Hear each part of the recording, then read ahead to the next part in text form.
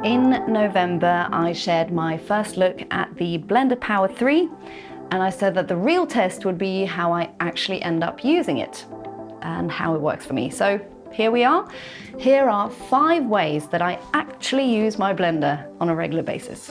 Number 1 is granola. I make granola all the time. I've done a video on this if you want to check it out. But for the longest time, I was using my food processor for this, and it's great to quickly pulse and mix it all together in that. However, the blender is also brilliant for this and a bit quicker to just get out and do it quickly. It's a less even mix than if you use the food processor, but that's perfect because I don't really want my granola to all be even chunks. The Blender Power 3 is the smallest of the 3 blenders that Magimix have, and I'm glad that I trusted myself on that one and got the smallest because the jug, the main jug, is more than big enough for fairly big batches actually, so it's brilliant when I make a whole big batch of granola, so I don't need a bigger one.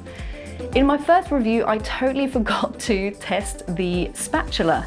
It's great for something like the granola to mix that around as it's blending, but I use the spatula all the time, if you were wondering, because I was completely missing from my first video. Number 2 is pancake mixes. Again, I can make quite large batches in the main jug, so I can do a whole big family batch of pancake mix. 2 major benefits here are the option to add more during mixing, so if I need to make it more or less runny, I can do that on the go, and also the jug being easy to pour from, so I can go straight from jug to pan. I also enjoy using the blend cups for this because it's really easy to mix it, and then I can change from base to lid and keep it in the fridge for use the next day, and it's still really easy to pour from. Number 3 is nut butter. So I'm a bit split on this because my food processor is excellent for making nut butter.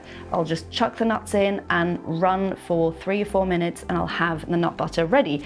The Blender Power, annoyingly, you shouldn't really run it for more than a minute at a time. So there's a lot of stop starting with that. And that might seem like a bit of a no-brainer. Obviously, just keep using your food processor. However, the reason I'm split on it is that when I do use the blender for this, and it's nut butter, it's peanut butter that I normally do, by the way, it does actually get a fantastic result. I don't really understand the science of it, but somehow it just makes it really creamy and lovely if I have the patience to stop start a few times. So to be clear, the food processor, much quicker result. The blender, possibly preferred result, but I'm still undecided on this, but I'm currently using my blender for it. Number 4 is thick sauces like curry sauces. This feels like almost what the Blender Power was made for. I've made some really lovely curry sauces and similar with roasted vegetables and blended them with coconut cream and cashew nuts and stuff like that. It's super easy to keep an eye on how runny or how thick the sauce is, so I can find that perfect blend, which is really helpful.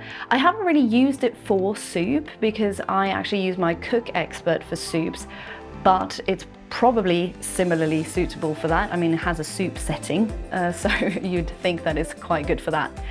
Number 5 is flax seeds. So the Blender Power Premium comes with a mill attachment, which I tested in my first video. You might have seen that.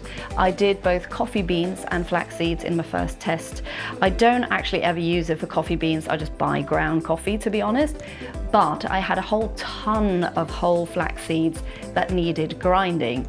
So what I found was that it's better to be patient with this mill attachment and use small amounts every time, because that actually blends it much faster than if you're being impatient and trying to fill it up, which I was doing at the start.